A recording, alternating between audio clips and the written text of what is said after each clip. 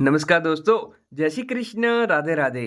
બપોરનું ભોજન અને વાસણો સાફ કર્યા પછી નિશા જેવી પોતાની કમર સીધી કરવા માટે પથારીમાં આવી કે તરત જ તેના રૂમમાં દરવાજા ઉપર ખટખટાટ અવાજ આવ્યો. લાગ્યો, ઉપ ઉપ, મને તો બે ઘડી શાંતિથી ઊંઘ પણ નથી મળતી. પોતાની કોષથી નિશાએ રૂમનો દરવાજો ખોલ્યો તો સૌમ્યા ઊભી હતી. તું હવે શું કરે ભાભી? મને તૈયાર કરી દો પ્લીઝ. મારે મારી સહેલીની સગાઈમાં જવાનું છે અને તમે તમે તમારી કોઈ ઢોંગની સાડી આપી દો. ના, મારી પાસે કોઈ સાડી નથી. ઠીક છે સૌમ્યા, કબાટ ખુલ્લું છે. જે લેવું હોય તે લઈ લે. મને રેડવાળી જોઈએ. આ સાડી તો મારા ભાઈએ મને એનિવર્સરીમાં ગિફ્ટ કરી હતી અને તે બહુ મોંઘી છે. પણ ભાભી, મને તો આ જ પસંદ છે. ઠીક છે, લઈ જજે, પણ તેમાં કોઈ ડાઘ ન લાગવો જોઈએ કારણ કે તે મારી ફેવરેટ છે. ઓકે ભાભી, હું તેને ઢીંગલી પહેરીને રાખી દઈશ. સૌમ્ય તે સાડી પહેરીને કોઈ અપ્સરાથી કમ નહોતી લાગી રહી. સગાઈ પૂરી થયા પછી બીજા દિવસે ભાભીના કબાટમાં તે સાડી મૂકી દે છે. થોડી વારમાં ચીસો પાડવાનો અવાજ આવ્યો. સૌમ્યા, ઓ સૌમ્યા, આ શું કર્યું? તે મારી સાડીમાં ડાઘ લગાવી દીધો. મેં તો કહ્યું હતું કે આ મારી ફેવરેટ સાડી છે, ઢંગથી પહેરજે. હવે હું તેને કેવી રીતે પહેરીશ?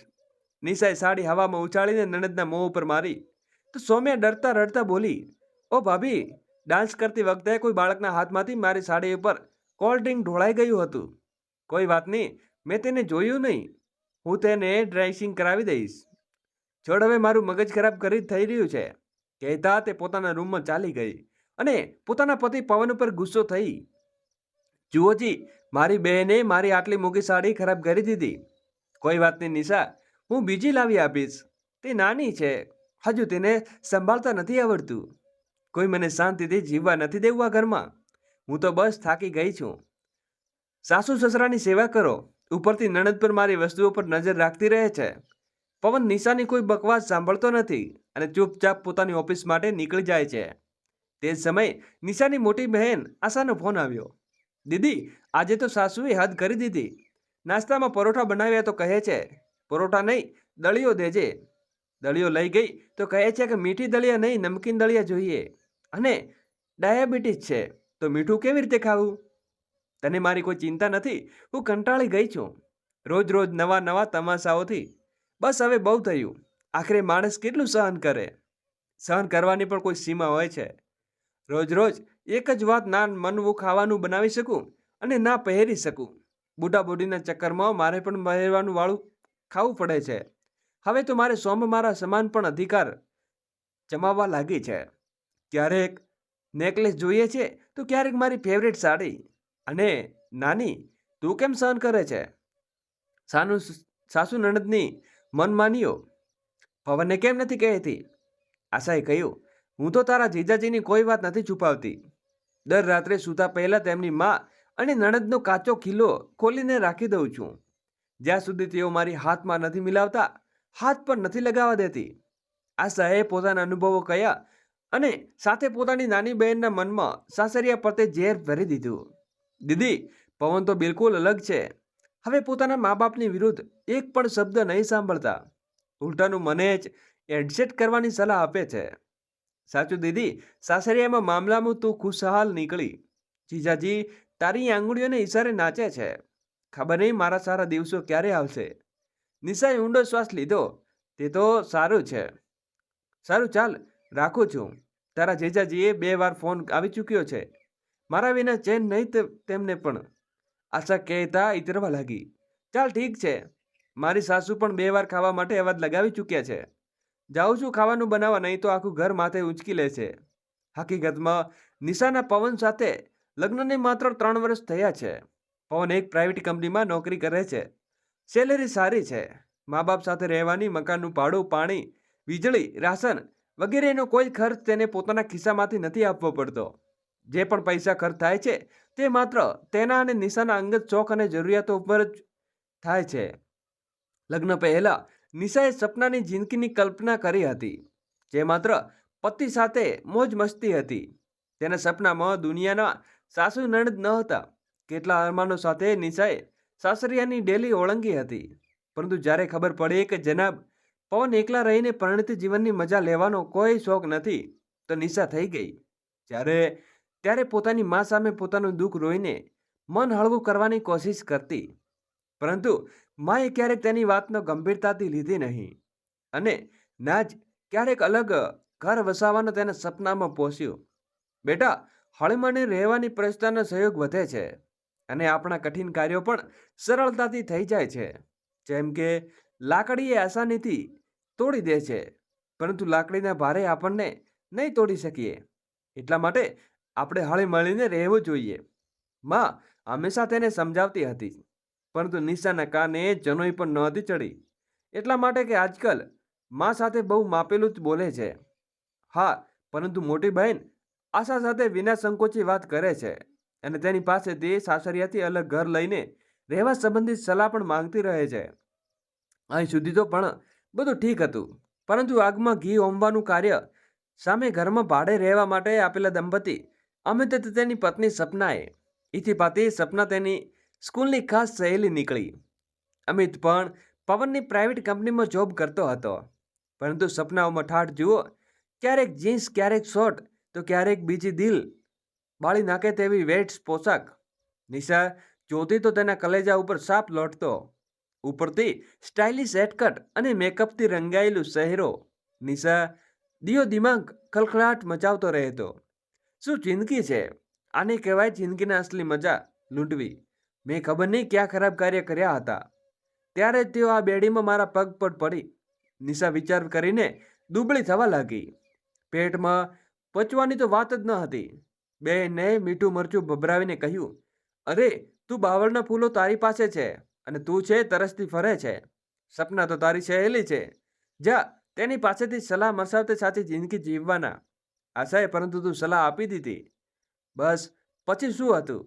તે પોતાની સહેલી મળવા બે ધડક તેના ઘરે પહોંચી ગઈ. સપના નિશાને જોઈને બહુ ખુશ થઈ. સપનાની આઝાદી, રોકટોક વિનાની જિંદગી જીવવા જેવી અંદર ને અંદર સળગી ગઈ. પોતાની સહેલીઓ સાથે દિવસ રાત ફરવું, ગાડીમાં મજાથી પાર્ટી કરવી, બધું નિશા બહુ મસ્તીથી કરી રહી હતી. હવે બપોરે આરામ કરવાને બદલે નિશા હવે તેની પાસે જતી. તો નિશા પતિ નામના જીવને પોતાના ઈરાદે નચાવવાનો હોય તો લટકા ઝટકા બતાવવા જ પડે. તું આખો દિવસ સૂટ સાડીમાં લપેટાયેલી રહે છે. બિચારા પવનનું પણ મન ફરતું હશે ને તને મોડેલ જેવી શુદ્ધ જજી જોવાનું. ક્યારેક કઈ બોલ્ડ પહેરે, નવું ટ્રાય કરે, પછી જો કેવી રીતે પવન તારા ઉપર લટ્ટુ થઈ જાય છે. સપનાએ પણ એ જ સલાહ આપી જે આશાએ આપી હતી. શું ખાવું, પહેરવું, પવન પહેલા તો તેના મા બાપ જોશે, પછી જે કોહરાબ મચશે તેનો આખો મોહલ્લો ફ્રીમાં મજા લેશે. નિશાએ મોં બગાડ્યો. તો મારી સહેલી એક જ ઉપાય છે, કોપ પવન. જેમ કકઈએ દશરથ પાસેથી પોતાની શરતો મનાવી હતી, તે જ રીતે તું પણ કોઈ નાજુક મોકો શોધ. પહેલા ઢીલ દે, પછી ખેંચ લે દોરી. પતંગ ન કપાય તો મારું નામ બદલી નાખજે. સપનાએ મંથનાની ભૂમિકા ભજવી. નિશા મોકો શોધવા લાગી. સમય કદાચ આ વખતે નિશાના પક્ષમાં જ ચાલી રહ્યું હતું. અગલે જ મહિને નિશાએ ખુશખબર આપી કે ઘરમાં ત્રીજી પેઢીનું આગમન થવાનું છે. સાસુએ વહાલ કર્યો, ભારે કામ કરવાની ના પાડી. સસરા દરેક સમયે ખુશાલ રહેવા લાગ્યા અને પવનના તો મિજાજ નિરાળો લાગી રહ્યા હતા. પત્ની પરના વાદળો જેમ ઘેરાઈને પ્રેમ પર આવવા લાગ્યા. દોસ્તોમાં ઉઠવું બેસવું ઓછું થઈ ગયું. રમકડાની રૂમમાં જગ્યા ઓછી પડવા લાગી. લાડ કરીને ખવડાવવા પીવડાવવા લાગ્યા. નિશાના પગ જમીન ઉપર નહોતા પડી રહ્યા. નણંદ સૌમ્યાએ પણ ફોઈ બનવાની ખુશી હતી.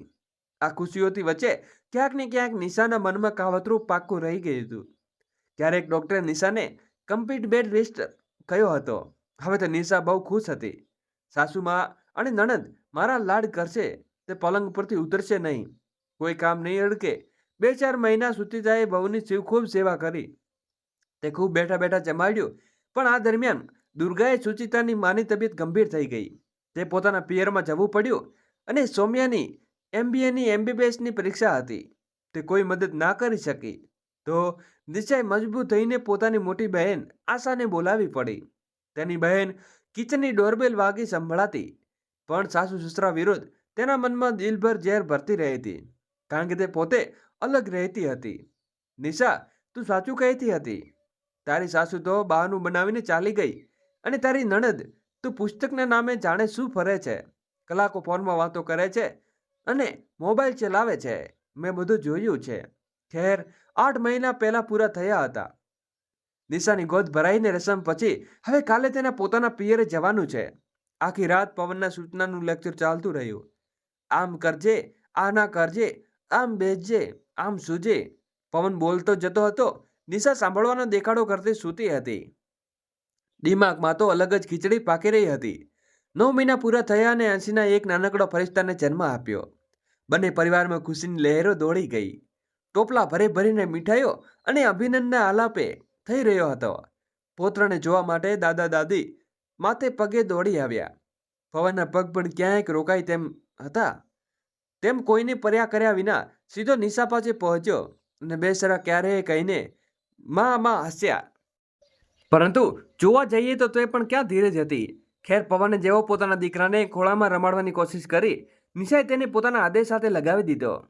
પવને પોતાની પ્રખ્યાત નજરે તેને ટકાવી. આટલી સરળતાથી નહીં પવનજી, પહેલા એક વાયદો કરવો પડશે. નિશા ઇતરાઈ. આ અમૂલ્ય રત્નાને બદલામાં જે માંગે રાણી. પવન પણ નાટક કરવામાં ક્યાં ઓછો હતો. આપી દઈશ, સાચો મર્દ હતો જૂઠા વાયદા ન કરતા. નિશાએ તેને પુરુષને લલકાર્યો. પ્રાણ જાય પણ વચન ન જાય. પવન પણ પડકાર સ્વીકાર્યો અને તેની સાથે નિશાએ અર્થપૂર્ણ રીતે હસતા હસતા નાનકડા ફરિશ્તાને પિતાના ખોળામાં મૂકી દીધો. પવન તો તેને સ્પર્શતા નિહાલ થઈ ગયો. ક્યારેક તેના ગાલ પોતાના ગાલ સાથે અથડાતો તો ક્યારેક તેની નાની નાની આંગળીઓ પોતાની આંગળીઓમાં પરોવતો. હવે બોલો, બાળકની માને શું ફરમાઈશ છે? કહો, શું માંગો છો? પવને બાળકના ચહેરાને નિહાળતા પૂછ્યું. એક અલગ દુનિયા, અલગ ઘર, જેમાં ફક્ત આપણે 3 હોઈએ, નિશાએ સપાટ સ્વરમાં કહ્યું. પવનના હાથ પગ ધ્રુજવા લાગ્યા. ક્ષણભરમાં ખુશી ગામમાં ગાયબ થઈ ગઈ. બાળક પણ પડક ઢીલી પડવાની જ હતી કે સુચિતાએ આવીને સંભાળી લીધો. કદાચ તેણે નિશાની વાત સાંભળી પણ લીધી હતી. પવન આંખો ચોરતો બહાર નીકળી ગયો. લૂંટાયેલા મુસાફરની જેમ ત્રણેય ગયા. બાળકના જન્મની ખુશી ફીકી પડી ગઈ. પતિ પત્નીની વાતચીત ઠંડક આવી ગઈ. ના રૂઠવું મનાવવું, ના શિકાયતની કોઈ ફરિયાદ. બધું જ મશીન જેમ. માં અલગ પરેશાન, પવન અલગ પરેશાન. પવનના સાસરિયામાંથી બાળકનું નામકરણનું આમંત્રણ આવ્યું હતું. બધા ગયા પણ બુઝાયેલા મનથી. નામ રાખવામાં આવ્યું સિવાય. હવે વારો આવ્યો મેકઅપ કરને તો નિશાએ પોતાની બહેનને ડાયમંડ વીંટી આપી અને પોતાની નાની નણંદને ચાંદીની વીંટી આપી. સુચિતાએ કહ્યું, આ શું વહુ, તે નિશાને આ વીંટી આપી અને પોતાની બહેનને ડાયમંડની? માજી, ડિલિવરી વખતે તો દીદીએ મારી સેવા કરી અને તમારી દીકરીએ શું કર્યું છે? સિવાય કે ગટર મસ્તી એક ગ્લાસ પાણી પણ ના પૂછ્યું તો હક બને છે કે તે આપ્યું. સુચિતાએ કંઈ ના બોલ્યો અને સૌમ્યાની આંગળી સાચું હતા, પણ તે મજબૂત હતી. તેનો અભ્યાસ એટલો ભાભી ઈચ્છતા હોવા છતાં પણ કોઈ મદદ ના કરી શકી. 1 મહિનો વીત્યો હશે. બહુ પવનને ટ્રાન્સફર કરી લીધો. બાળકને લઈને હવે ત્યારે તેની સાથે જવાનું છે. સુચિતાએ ફોન ઉપર નિશાને કહ્યું. આ સમાચાર સાંભળતા જ નિશા તો ખુશીથી ઉછળી પડી. તે પોતાના બાળકને લઈને સાસરિયામાં આવી ગઈ. રવાના થતા પહેલા સાસુના મોંમાંથી ટપકતા અમૃત વચનો પર સાહત નિશાએ વિશ્વાસ ન થયો. તેણે પતિ તરફ જોયું અને તે મોં લટકાવીને ઊભો હતો. હજી તો ઉદાસ થઈ રહ્યો છે સૌમ્યાજી. જ્યારે ખુલ્લી હવામાં પાંખો ફેલાવશો ત્યારે ખબર પડશે કે આકાશ કેટલું વિશાળ છે. 4 મહિના સિવાય લઈને નિશાએ પોતાના સપનાની દુનિયાનો પહેલો પગ મૂક્યો હતો. નહીં, આ જમીન ન હતી, આ તો આકાશ હતું. નિશાની ખાઈસી પાંખો ફૂટી હતી. હમ દો હમારે એક, કલ્પના કરતી નિશા ખુશીથી બેવડી થઈ રહી હતી. તેણે પર્સ એક તરફ ફૂટ્યું. સિવાયની પરણામાં સુવાડ આખા ગરમી ફરી ફરીને માય સ્વીટ હોમ વાળી કિનિંગ લેવા લાગી. એક રીતે જોવા જઈએ તો એ તો મારો ગૃહ પ્રવેશ જ છે. કેમ ના આજે કંઈ ખાસ બનાવવામાં આવે? પોતાની જીતની આઝાદી ખુશી મનાવતી નીતા રસોડા તરફ વળી. સામાન તપાસ્યો તો કંઈ ખાસ હાથ ન લાગ્યું. ખીર બનાવવા માટે કઢાઈ મૂકી જ હતી કે સિવાય રડવા લાગ્યો. પવન બાથરૂમમાં હતો. નિશા બાળક જોવાની ઉતાવળમાં રસોડામાંથી બહાર દોડી તો ગેસ બંધ કરવાનું ભૂલી ગઈ અને જ્યારે પાછી આવી તો રસોડાની હાલત જોઈને માથું ફૂટ્યું. તપેલીની ખીર આખી બળીને રાખ થઈ ગઈ હતી. પછી થયું કે પવનને તરત જ સિલિન્ડર બંધ કરીને કઢાઈ દૂર ફેંકી દીધી. નહીતર કંઈક પણ અણબનાવ બની શકતો હતો. ખેર કોઈ રીતે પવને બાફેલા ભાત ખવડાવીને ઓફિસે રવાના કર્યા. બપોરના 2 વાગ્યા આવ્યા હતા. હજી સુધી નિશાએ નહાવાનો પણ સમય નહોતો મળ્યો. જેવી સિવાયની આંખ લાગી અને નિશા બાથરૂમ તરફ જવા લાગે કે તરત ખબર નહીં શેતાનને ખબર પડી જાય અને તે ફરી રડવા લાગે. ત્યાં તો કોઈ ના હોય તેને જોવા માટે. નિશાના મનમાં સપનાની છબી ઘૂમી રહી હતી. ગુલાબ જોઈને તો કાંટા પણ સ્વીકારવા પડશે. નિશા મેડમ રાણી. નિશાએ પોતાના નિર્ણયને યોગ્ય ઠેરવ્યો. આટલી જલ્દી તે હાર માને તે સ્વીકારી લે. પછી તેને એક જુગાડ બચાવ્યો. સિવાયનું પારણું બાથરૂમના દરવાજા પાસે સાથે અડાડીને મૂકી દીધું અને ઉતાવળમાં તે મગ પાણી શરીરને નાખી અને નાવાની અનૌપચારિક પૂરી કરી. ફટાફટ ગાઉડ પહેર્યું અને 2-4 કોળિયા ગળી ગઈ. ત્યાં સુધીમાં સિવાય મહારાજ ફરીથી તરફડિયા મારવા લાગ્યા. નિશા તેને લઈને પથારીમાં સૂઈ ગઈ. દિવસનું પહેલું પગથિયું જ આ પાર થયું છે. પિક્ચર અભી બાકી હે મેરે દોસ્તો. સાંજે પવન પાછો ફર્યો તો નિશા ગંદી ગંદી ગાઉનમાં સુસ્ત બેઠી હતી. સિવાય હજુ પણ તેના ખોળામાં હતો. બાળકને પવનના હાથમાં પકડાવીને ચા બનાવી લાવી અને પીતા પીતા દિવસભરનું દુઃખ રોજ સંભળાવ્યું. પવને તેમાં કોઈ ખાસ રસ ન બતાવ્યો. માનો ચમચો નિશાએ મોં મચક્યું. સાંભળો, આજે ખાવાનું બનાવવાની હિંમત નથી. બાળકને સંભાળીને થાકી ગઈ છું. નવા ઘરમાં આખો સામાન પણ હજી સુધી એડજસ્ટ નથી કરી શકી. ચાલો ને ક્યાંક બહાર જઈએ. વૈસે ભી પિઝા ખાવાને બહુ દિવસ થઈ ગયા છે. નિશાએ આજીજી કરી તો પવન ચાલવા માટે તૈયાર થઈ ગયો. નિશા એક સાથે પવનની કમર પકડી અને બીજા હાથમાં સિવાયને સાંભળી બાઇક ઉપર ઊભી રહી હતી. પવને હજી પણ ચૂપચાપ જતો હતો. નિશા ઈચ્છતી હતી કે થોડીવાર આમ જવાની સાથે હડખેડીમાં થતી હશે, પરંતુ ત્યારે પવને પિઝા હટની સામે લઈ જઈને બાઇક રોકી દીધી.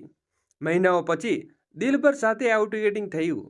નિશાએ ધરાઈને ઓશિયન કેમ્પિસ tomato pizza with double cheese ખાધા, સાથે ફ્રેન્ચ ફ્રાઈઝ અને બર્ગર પણ. સિવાય થોડીવાર તો ખુશ રહ્યો, પછી પરેશાન કરવા લાગ્યો. તો નિશાએ ફિટ કરાવી દીધો. ઘરે પહોંચતા જ નિશાએ પોતાની પથારીને હવાલે કરી દીધી. દિવસભરની થાકેલી હારેલી તરત જ ઊંઘમાંથી આંખોમાં ચાલી ગઈ. પવન પણ ગાઢ નિદ્રામાં સૂઈ ગયો. હજી ઊંઘ તો આંખોમાં પૂરી રીતે ભળી પણ ન હતી કે સિવાય બાબુએ રંગ બદલવાનું શરૂ કરી દીધું. અડધા કલાકમાં અંતરાળમાં 4 વાર કપડાં ગંદા કરી દીધા. કપડાના બદલાવમાં નિશાનું રડવું ફૂટી ગયું. પવને તે દવા આપી દીધી. ખેર કોઈ રીતે વાત વીતી તો સિવાયની આંખ લાગી ગઈ.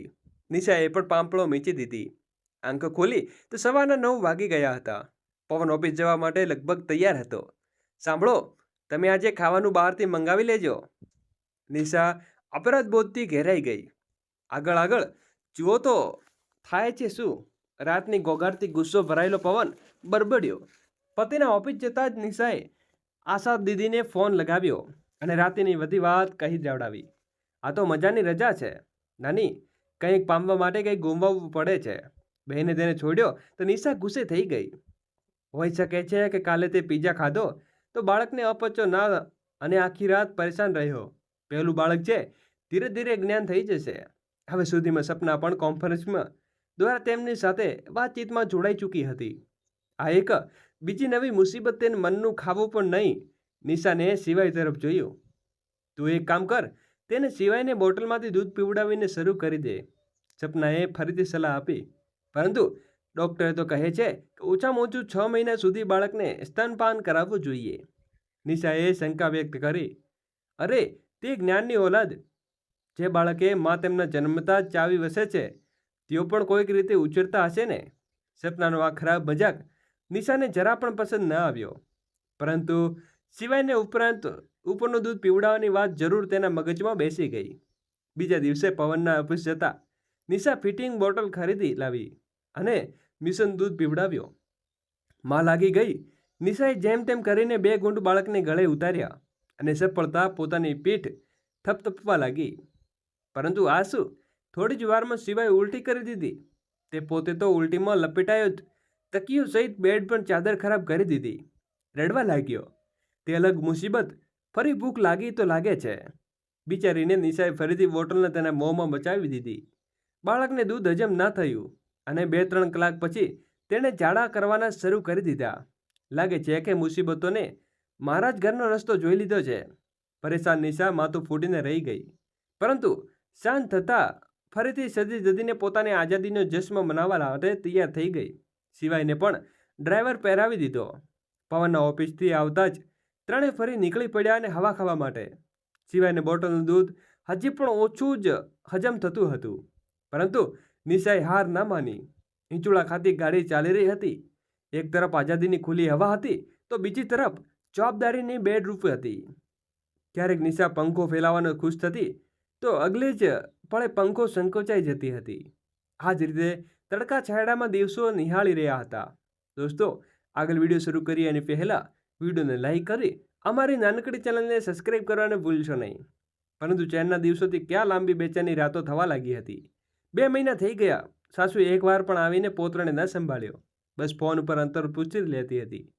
જેમ જેમ સિવાય મોટો થયો, નિશા માટે એકલા બાળકને સંભાળવું મુશ્કેલ થવા લાગ્યું. ક્યારેક તે આખી રાત રડતો, ક્યારેક દૂધ ના પીતો, ક્યારેક ઘડી ઘડી ડાયપર ખરાબ કરતો, તો ક્યારેક કંઈક બીજી પરેશાની ઊભી કરી દેતો.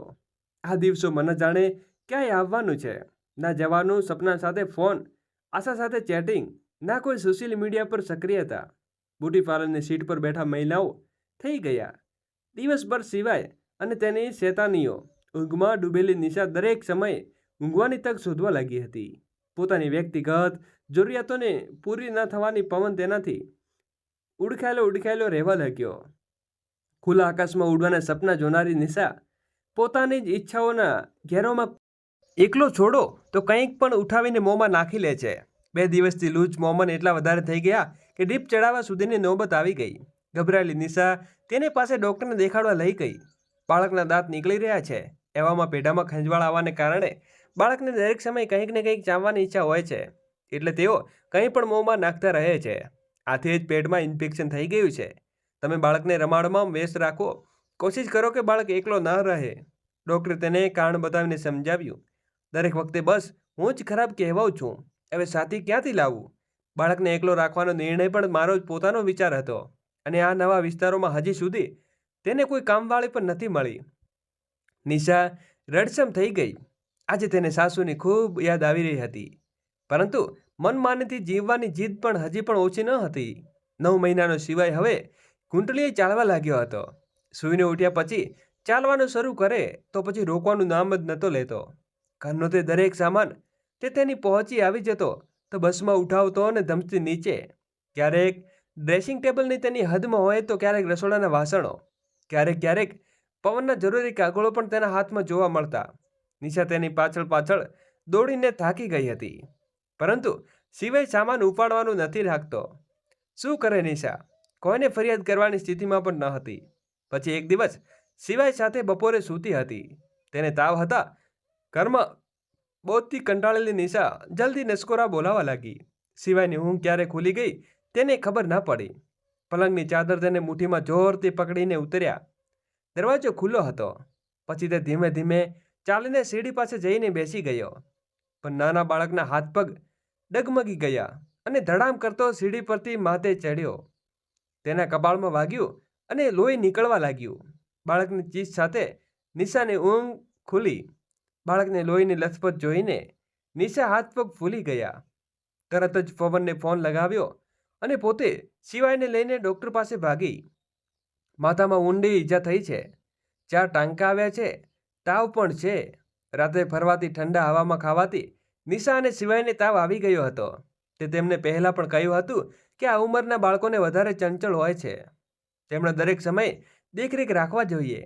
જરાક પણ બેદરકારી જીવલેણ સાબિત થઈ શકે છે.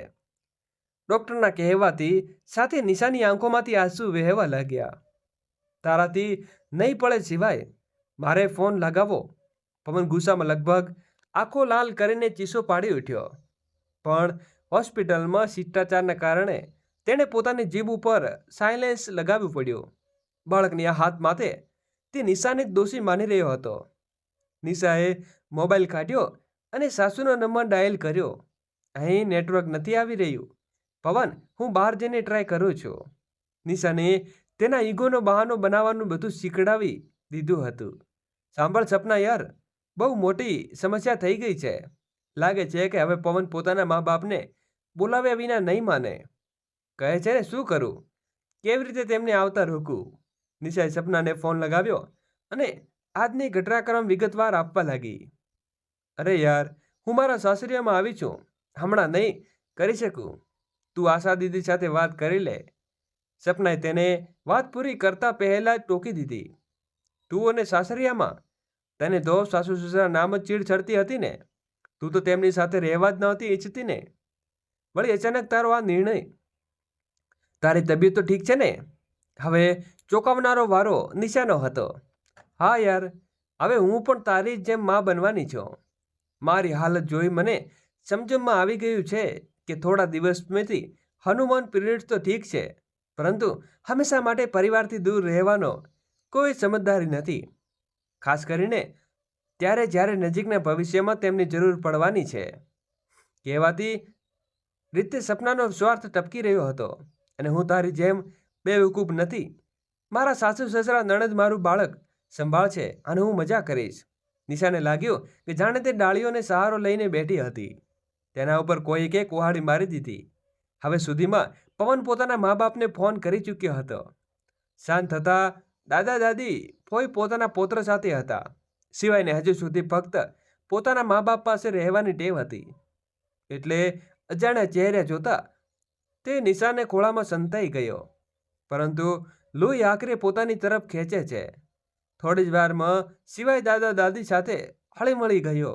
રાત્રે પણ તેમની સાથે સૂતો. પૌત્રની આગળ પાછળ દોડતા દોડતા દાદી દાદી ઘૂંટણો દુખાવો ના જાણે ક્યાં ગાયબ થઈ ગયો. દૂધ બ્રેડના સહારે દિવસો કાઢનારા ઘરમાં રસોડાના બંને ટાઈમ પકવાનોની સુગંધ મહેકવા લાગ્યું. સૌમ્યા ભાભીને કામ ન કરવા દેતી, કારણ કે નિશાની તબિયત ખરાબ હતી. દાદીની કાશીસોથી સિવાય ફિટિંગ બોટલ છોડીને ગ્લાસથી દૂધ પીવડાવવાનું શરૂ કરી દીધું. દાદીએ આંગળી પકડીને ડગમગ પણ ભરવા લાગ્યો હતો. દાદી બાળકોની માલિશ કરતી, સૌમ્યા ખાવાનું બનાવતી ને દાદા બજારનો સામાન લાવતા. નિશા અને પવન બંને જાણે બંધનમાંથી મુક્ત થઈ ગયા હતા. આજે નિશાએ ચેનનો શ્વાસ લીધો હતો. તેની તબિયત સુધારવા લાગી અને ફરી કિચનમાં મદદ કરવા લાગી. નિશા, આ રીતે તો તું અમને બધાને ખવડાવીને તોલાદ બનાવી દઈશ. એક સાંજે પવને મજાકમાં કહ્યું તો નિશા ખૂબ ખુશ થઈ ગઈ. તસવીરના આ બીજા પાસાની અત્યાર સુધી અજાણ રહી હતી. ભૂલે કેટલી મોટી નાસમજણ છે. ખરેખર બેવકૂફ હતી. બિચારીને નિશા આગમાં ભરાવી લઈ જાય છે. બાળકની સાથે 10 દિવસ કેવી રીતે વીતી ગયા ખબર પણ ન પડી. પછી એક સવારે જ્યારે નિશા ઉઠી તો સવારે ચારે તરફ સન્નાટો છવાયેલો હતો. તે પવનને બોલી, પવન, મમ્મી પપ્પા અને સૌમ્યા ફરવા ગયા છે શું? નહીં નિશા, તે બંને ઘરે ગયા છે. શું? નિશાએ ચોંકતા કહ્યું. પણ કેમ? નિશા, તે કહી રહ્યા હતા તો આઝાદ જોઈને અને પછી પ્રાઇવેસી પર તેમના વધારે રોકવું ઠીક ન લાગ્યું. બાળકોને તેમની જિંદગી તેમના રીતે જીવવા દેવી જોઈએ. આ તેમના ખીલવા ખાવાના દિવસો છે. ઉંમરના દોર પાછો થોડો આવે છે. નિશા, અરે નિશા, તું ક્યાં ગઈ છે? હું તેમને લેવા જઈ રહ્યો છું. હમણાં જ નીકળ્યા છે તે. સ્ટેશનમાં જશે. હું તેમને જવા નહીં દઉં. બાળકોને દાદી અને દાદાનો બધાનો પ્રેમ જોઈએ છે. અને મને પણ. હું પરિવારનું મહત્વનું સમજી ગઈ છું. અને આ આઝાદી નથી જોઈતી. નિશા જલ્દીથી ટેક્સી લઈને જવા લાગી. પવન પણ તેમની સાથે ગયો અને દાદા દાદી સ્ટેશનમાં વહુ આવતી જોઈને ચોંકી ગયા. વહુ, તું અહીં? માં, તમે મને પ્રેમ આપ્યો અને આજે તને પારકી કરી દીધી. પોતાના પૌત્રને મળ્યા વિના જઈ રહ્યા છો? બેટા, તેણે જોયા વિના તો અમે નથી જઈ શકતા, એટલે જ મળ્યા વિના જવા લાગ્યા. સુતીજાજી આંખોમાં આંસુ આવી ગયા હતા. માં, પિતાજી, તમે અમારા સાથે ઘરમાં જ રહેશો. પોતાની દીકરી અને પૌત્રને છોડીને નહીં જઈ શકો. ઘરમાં દાદા દાદીનું હોવું ખૂબ જરૂરી છે. ઘરમાં શાંતિ અને સુરક્ષાનું વાતાવરણ બની રહે છે. તેમના અનુભવ અને માર્ગદર્શનથી નાનાઓ શીખે છે. તેઓ બાળકોને સંસ્કાર અને સારા મૂલ્યોની પરિચિત કરાવે છે અને બાળકોને આગળ વધે છે. માં, તમે નથી જઈ શકતા. તમને સિવાય સમ. અંતે નિશાએ પોતાની ભૂલ સુધારી લીધી અને સુતીજા અને તેમના પતિ દીકરી આ બધા એક સાથે રહેવા લાગ્યા. દોસ્તો, હજી સુધી વિડીયોને લાઈક ન કરી હોય તો લાઈક કરી દેજો. દોસ્તો, તમને અમારી આજની કહાની કેવી લાગી? પસંદ આવી હોય તો કોમેન્ટ કરીને જરૂરથી જણાવજો. ચેનલ ઉપર નવા હો તો લાઈક કરો, શેર કરો, સબસ્ક્રાઈબ કરો. Thank you. સ્ટોરી નંબર 2 હમણાં ચાલુ થાય છે, ત્યાંથી જોડાયેલા રહેજો. 2 દિવસથી રવિ તીવ્ર તાવમાં તડપી રહ્યો હતો, પરંતુ ઘરના લોકો તેને ફુરસત ન હતી કે તેને સંભાળી લે. એટલું જ નહીં, તેની પત્ની એકતા પણ પોતાને પિતરાઈ ભાઈના લગ્નમાં એટલી વ્યસ્ત હતી કે રવિનાને સંપૂર્ણપણે નોકરીના હવાલે છોડી દીધો. રવિએ ખૂબ તરસી લાગી હતી, પરંતુ તેને કોઈ બોલાવવા ઈચ્છતી ન હતી. તેનું મન દુઃખ અને નિરાશાથી ભરાઈ ગયું હતું. તેણે ક્યારેય વિચાર્યું ન હતું કે તેની આવી દશા થશે, પરંતુ આ હાલત માટે કોને દોષ આપે? ઘર જમાઈ બનીને આ ઘરમાં રહેવાનો નિર્ણય તેણે પોતાનો હતો. એક ખોટું પગલું અને તેના જીવનની દશા બદલાઈ ગઈ. તેના પિતા કૈલાસનાથથી જે ક્યારે તેને સૌથી નજીક હતા, તે તેની સૌથી વધુ ચિંતા કરતા હતા, તે આજે આદર્શ હતા. તેઓ પર તેને શંકા હતી કે તેમની નફરત કરી, જેનું પરિણામ હવે તેને ભોગવી રહ્યો હતો. જ્યારે કોઈના આત્મા ઉપર શંકાનો પડદો પડી જાય તો વ્યક્તિ સાચું ખોટું ક્યારેય સમજી શકતો નથી. પિતાના પ્રેમ પર શંકા કરવાની તેના પોતાના ઘર પરિવાર માટે અજાણ્યો બનાવી દીધો. આજે તે પોતાની માતા સરલા દેવી પણ ખૂબ યાદ આવી રહી હતી. તેને નાની નાની ખુશીઓ માટે તે પોતાના માટે ખૂબ ખુશીની બલિદાન આપવા તૈયાર હતી. તે એક બોલાવા ઉપર પોતાના બધા કામ છોડીને આગળ પાછળ દોડતી. તેને તાવ પણ આવતો હતો તો આખી રાત તેના માથે બેસીને ક્યારેક તેનું માથું દબાવતી, ક્યારેક પગ દબાવતી. આ વાત માટે પિતા ઘણીવાર માતાને સમજાવતા કે થોડો ઘણો તાવ આવી જશો તો સામાન્ય વાત છે, તેમાં ગભરાવાની જરૂર નથી. તારા આવા ગભરાટથી હું નરસમ થઈ જાઉં છું. જો તે સ્કૂલેથી આવવાની થોડી વાર મોડું થાય તો માતા રસ્તા પર આવીને ઊભી રહેતી. તેમનો સવારથી સાંજ સુધીનો સમય રવિના આસપાસ તેમની સુખ સુવિધા ઉપર ધ્યાન આપવામાં પસાર થતો હતો. તેમના જનૂન જોઈને પિતા ઘણીવાર બરબડતા, તારો આટલો બધો લાડ પ્યાર આને ચોક્કસ બરબાદ કરશે. પરંતુ માં તો અટલ વિશ્વાસ હતો કે તેમનો દીકરો એક દિવસ ખૂબ મોટો માણસ બનશે. 10મામાં જ્યારે તેણે 95% મેળવ્યા હતા તો તેમની ખુશીનો પાર ન રહ્યો. આખા મોહલ્લામાં મીઠાઈ વહેંચે, પરંતુ ટૂંક સમયમાં તેમની ખુશીઓ કોઈ નજરમાં લાગી. માતાને લીવરનું કેન્સર થયું. જ્યારે ડૉક્ટરે તેમના જીવનને 3 મહિનામાં સીમિત કરી દીધું તો તેમને સૌથી વધુ ચિંતા એ વાતની હતી કે તેમના પછી તેમના દીકરાની કે તેમની સંભાળ કોણ રાખશે. તેમણે એક વાત સારી રીતે સમજાઈ ગઈ હતી. તેમના જીવનમાં સમય અને સંજોગો બંને બદલાઈ ગયા હતા, જે તેમના હાથમાં ન હતા. ઘણું વિચારીને તેમણે પોતાની દૂર બહેન શોભનાને તેમની બાળપણની સહેલી પણ હતી, તેમની 5 વર્ષની દીકરી વસુધા સાથે પોતાની પાસે બોલાવી લીધા. શોભા અકાળે વિધવા થઈ ગઈ હતી. તેણે દીકરી સાથે પોતાના માટે કોઈ આશ્રય શોધી લઈ હતી. સંજોગો એવા હતા કે બંનેને એકબીજાની જરૂર હતી. આથી બંને એક આત્મવિશ્વાસથી ભરેલા સંબંધ બંધાયો. સરલાએ આવું મુશ્કેલ સમયમાં શોભનાને તેના આખા ઘર પરિવારને ખૂબ સારી રીતે સંભાળી લીધું. તો સરલાએ પણ વસુધાને એક સારી સ્કૂલમાં દાખલ કરાવી તેની તમામ જવાબદારી ઉપાડી લીધી. ધીમે ધીમે બંને માતા દીકરી તે પરિવારનો અભિન્ન ભાગ બની ગયા. શોભાએ રવિનાને સંભાળ રાખતી અને દીકરાની જેમ સ્નેહ કરતી જોઈને સરલા તેની પાસે વચન લીધું કે તેમને ન રહેવા ઉપર શોભા તેના દીકરાને છોડીને ક્યાંય નહીં જાય, જેથી તે નીચે થઈને આ દુનિયામાંથી વિદાય લઈ શકે. શોભા પાસે વચન લીધા 1 મહિના બાદ જ સરલા મૃત્યુ પામ્યા. સરલાના નિધન બાદ શોભાએ પોતાનું વચન નિભાવ્યું. રવિને સંભાળ રાખવાની તેને માનસિક ટેકો પણ આપ્યો. તેને માતા ઈચ્છા પૂરી કરીને મોટો માણસ બનવા માટે હિંમત આપી હતી. માતા નિધન બાદ રવિ સંપૂર્ણપણે ભાગી પડ્યો હતો. માતાને ભૂલવું તેના માટે સરળ ન હતું અને તે આત્માથી ઊંડાઈ જોડાયેલો હતો.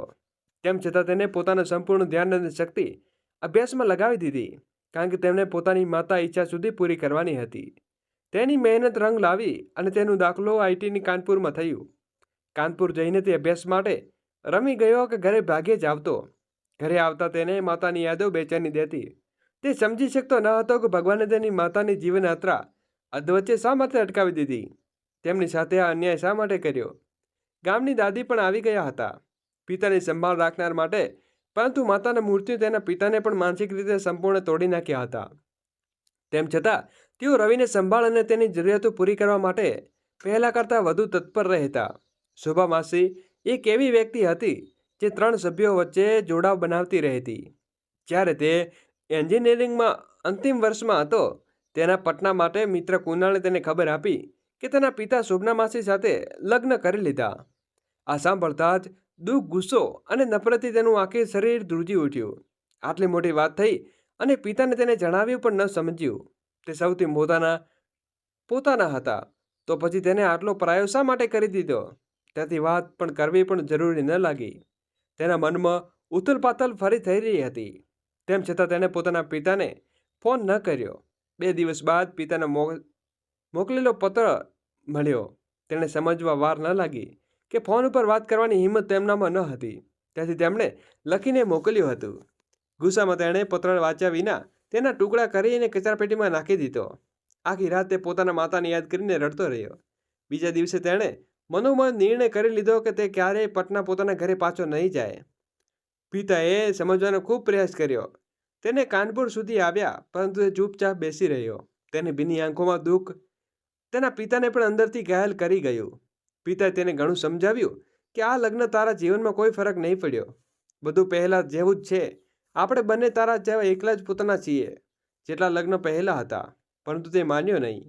પિતાના લગ્ન થતાં તેને તે ઘર પરાયું લાગવા લાગ્યું. તે શોભા માસીને તેને ક્યારે પોતાની માતાના દર્શન થતા તે હવે તેને દગાબાજ સાવકી માતા લાગવા લાગી. આ વય પિતાના લગ્ન કરવું તેની નજરમાં એકદમ ખોટું કામ હતું, જે લોકોની નજરમાં સનરજનમ બનાવી રહ્યું હતું. અંતિમ વર્ષનું પરિણામ આવતા તેને નોકરી મળી. પોતાના પિતાના જણાવ્યા વિના તે કાનપુરથી રાંચી ગયો. તેમાં આ વલણથી ઘરમાં બધા લોકો પરેશાન હતા. તે પોતે ખૂબ એકલો અને દુઃખી રહેવા લાગ્યો. તે સમયે તેના સાથે કામ કરવા વિવેક સાથે તે થોડો જોડાયો. વિવેકના ઘરે તે આશ્રયમાં મળ્યો. વિવેકની માતા તેને ટૂંક સમયમાં તેમના દીકરાથી વધુ પ્રિય બની ગયો. વિવેકની માતા રાધિકા દેવીને ઝટપટા અમૂલ્ય રત્નાને પોતાના દીકરી એકતાની વીંટીમાં જોડી દીધું. શરૂઆતમાં ઘરે બેઠા બેઠા બિના કોઈ દાન દહેજ મળેલા જમાઈને ઘરમાં ખૂબ સન્માન અને પ્રેમ મળ્યો. એકતા પણ ખૂબ રહેતી. સાસરિયાની બંધનોમાંથી મુક્ત અહીંથી ફરવાની પૂરી સ્વતંત્ર હતી. રવિએ પણ ખૂબ ખુશીથી ત્યાં રહેવાનો નિર્ણય લીધો. પરંતુ ટૂંક સમયમાં રવિને અહેસાસ થવા લાગ્યો કે ઘરમાં ગમે તેટલો ખર્ચ કરે, તેનું માન સન્માન તે ઘરમાં દીકરીયા જેવું જ ન હતું. ઉપરાંત ગરમ જમાઈ રહેવાને કારણે પત્નીનું બોલાબાલું પણ વધી રહ્યું હતું. રવિને સંભાળ અને ખ્યાલ આવવાને બદલે તેને પોતાના શણગાર અને શોપિંગની ધૂળ લાગેલી રહેતી. દિવસે ને દિવસે તેની મોજ મસ્તી સીમાઓને વધતી જતી હતી. નવા નવા આધુનિક ઢબના કપડાં અને ઘરેણાં પણ તેનું વધુ ધ્યાન રહેતું. પતિ માટે માત્ર પૈસા કમાવાનું મશીન હતો. સાસુ તે પહેલાં તેની માતાનો દાવો હોવાનો દાવો કરતી હતી. તે હવે તેને સંભાળવા લાગી હતી કે હંમેશા ઘરમાં રહેનારા લોકો રોજ રોજ આગવત નથી કરી શકતા. રવિને આગતની ચિંતા ન હતી. તેનો તો પ્રેમથી શોધ હતી, જે ક્યારે તેના માતા પિતા તેની સાથે કરતા હતા. ધીમે ધીમે બધાના દિલમાં તેના માટે પ્રેમ ઘટતો જતો હતો. હવે તો હાલત એવી થઈ ગઈ કે બીમાર હોવા છતાં કોઈ પાસે સમય ન હતો કે તેની સંભાળ લે. રવિને લાગવા લાગ્યું કે તેને પોતાના પગ ઉપર કુહાડી મારી છે. ત્યારે તેની પત્ની એકતાનો અવાજ સંભળાયો. તે રામુને કહી રહી હતી, સાહેબ ઉઠે તો તેમને પૂછીને દવા ખાવાનું બને ખવડાવી દેજે. હું તો કાલે આવી જઈશ. એકતા ગયા બાદ ઉઠીને બેઠો. ઘરમાં ફક્ત એટલું રામુ હતા. અચાનક તેણે પોતાના પિતા અને શોભા માસીની યાદ આવવા લાગી. તેમનો યાદ પ્રેમ કરીને તેનું મન બેચેન હતું. તેણે તરત જ ઉઠીને કપડાં બદલ્યા, થોડા કપડાં બેગમાં નાખ્યા અને ડ્રાઈવરની ગાડી કાઢવા કહ્યું. હવે વધુ અપમાનનો કરવાનો તેને ગવારો ન હતો. રસ્તામાં તેણે ઓફિસને ફોન કરીને 1 મહિનાની રજા લીધીને તરત જ પટના જવા રવાના થયો. આખી રાત મુસાફરી બાદ સવારના ઉજાસ સાથે તે પટના પહોંચી ગયો. ત્યાં પહોંચતા તેને લાગ્યું કે ત્યાંનું દરેક કણ તેને બોલાવી રહ્યું છે. આ ધરતી આકાશને હવામાં ન જાણે કેવી સંજીવની હતી કે તેના બધા દુઃખ સંતાપ બીમારીઓ પટનામાં ધરતી પર પહોંચતા ગાયબ થઈ ગઈ. જેવી ગાડી તેના ઘરના દરવાજે ઊભી રહી, તેનું જૂનું ઘર કેમ આત્મસન્માનથી ઓછું ન લાગ્યું. અજાણતા તેની આંખ ભરાઈ આવી. દરવાજો ખુલતા જ અંદર આવ્યો તો સામે પથાળ આંગણામાં શોભા માસી ચોખા સાફ કરી રહ્યા હતા. પહેલાની જેમ પોતાના કામમાં મગ્ન, એટલે તેમને ખબર ન પડી કે ક્યારે રવિ તેમની બાજુથી આવીને ઊભો રહ્યો. જેવું તેણે ઝૂકીને માસીના પગે પગ લાગ્યો, તે ચોંકી ગયા. માથું ઊંચું કર્યું તો સામે રવિ જોઈને થોડીવાર અટકી જોતા રહ્યા. પછી તેને ખેંચીને ગલે લાગીને ધ્રુસકે ધ્રુસકે રડવા લાગ્યા. અવાજ સાંભળીને પિતા પણ બહાર આવ્યા. તેને જોઈને તેની આંખો ભીની થઈ ગઈ. તેને લઈને ઘરની અંદર આવ્યા અને સહેજથી તેને પીઠ થપથપાવી અને તેને નજીક બેસી ગયા. રવિને લાગ્યું, આપણા એ આપણા હોય છે, જેમણે પોતાના માન સન્માન કરતાં પોતાની ચિંતા વધુ હોય છે, જેમણે સંબંધ તોડવાને બદલે ઝૂકવું વધુ પસંદ હોય છે. વર્ષો બાદ ઢગલાબંધ પ્રેમ અને સ્નેહ આત્માથી મળતા શકૂનથી ભરાઈ ગયો. ઘરે આવીને તેણે અપાર શાંતિનો અહેસાસ થયો. જીવનમાં મળેલા અપમાન, ઠોકરો અને પરાયોએ પોતાનું મહત્વ સમજાવી દીધું કે એક દિવસ જે ઘરની નફરત થઈ ગઈ હતી, તે હવે ઘરે આજે પ્રેમનું સાગર લાગી રહ્યું છે. રાત્રે ભોજન બાદ માસીએ તેની પથારી તેના જૂના રૂમમાં ગોઠવી દીધી. બધું કામ પૂરું થયું કરીને તે માસે બેસી ગયા. પહેલાંની જેમ તેનું માથું દબાવતા બોલ્યા, હું જાણું છું કે તારી અપરાધી છું, પરંતુ તું મારો વિશ્વાસ કર, આ લગ્ન તારે મજબૂરીમાં કરવા પડ્યા. સલાહ દીધીના નિધન બાદ પડોશીઓ સમજજનક ટીકાઓનું અમારું જીવન મુશ્કેલ બનાવી દીધું હતું. ખુલ્લેઆમ લોકો તારા પિતા અને મને બદનામ કરતા હતા. વસુધાએ પણ તલાવ ઉલાનો સામનો કરવો પડતો હતો. અમને સમજાતું ન હતું કે હવે શું કરવું. બંને માતા દીકરી સંપૂર્ણ ઘરમાં સુરક્ષિત હતા. તારા પિતા આવા વચ્ચે ઘર અને નોકરી બંને સંભાળવું મુશ્કેલ હતું. આથી અમે બંને લગ્નનો નિર્ણય લીધો હતો. તું અમારા આ નિર્ણયને સમજી શક્યો નહીં અને ઘર છોડીને જતો રહ્યો. ત્યારથી હું તારી રાહ જોતી હતી. જો તું નહીં ઈચ્છે, પરંતુ હવે તેને આ ઘરથી ક્યાંય જવા નહીં દઉં. તે સરલા દીદીને વચન આપ્યું કે તારી ખુશી પૂરું ધ્યાન રાખીશ. તો ભલા હું તારી ખુશીને આવી રીતે કેમ આપી દઉં. તેમની આંખોમાંથી તેમનો આંસુનો સ્નેહ ટપકી પડ્યા. થોડી વાર રડતા પછી જ્યારે ઉઠીને જવા લાગ્યા તો રવિના તેનો હાથ પકડીને કહ્યું, માસી, શું તમે અમારા નાલાયક દીકરાને એકવાર માફ નહીં કરી શકતા? હું તમને વચન આપું છું, આગળ તમને ફરિયાદનો કોઈ મોકો નહીં આપું. તેના આ વર્તનથી આશ્ચર્યચકિત થઈને તેને નિહાળવા લાગ્યા. મેં એક બીજી ભૂલ કરી છે. તમે જણાવ્યા વિના મેં લગ્ન કરી લીધા છે. આશા છે કે અમને બંને માફ કરશો. અમે સાચું મારી વહુને ક્યારે છોડીને તેને સાથ કેમ ન આપ્યો? દરવાજે ઊભા રહીને તેમની વાતો સાંભળતા તેના પિતા રૂમમાં આવ્યા અને બોલ્યા. રવિએ કહ્યું, પિતા, હું મારું ટ્રાન્સફર કરવા પટાવા જઈ રહ્યો છું. જ્યારે સુવા ગયા તો બેસીને એકતાને મેસેજ કરી રહ્યો હતો. હવે હું પાછો ઘરજમાઈ બનવા તારા ઘરે નહીં આવું. જો તું મારી સાથે રહેવા માંગતી હોય તો તારે હવે પટના આવીને મારી સાથે રહેવું પડશે. માતા પિતા સાથે રહેવું હોય તો આગળ તું જાતે સમજદાર છે.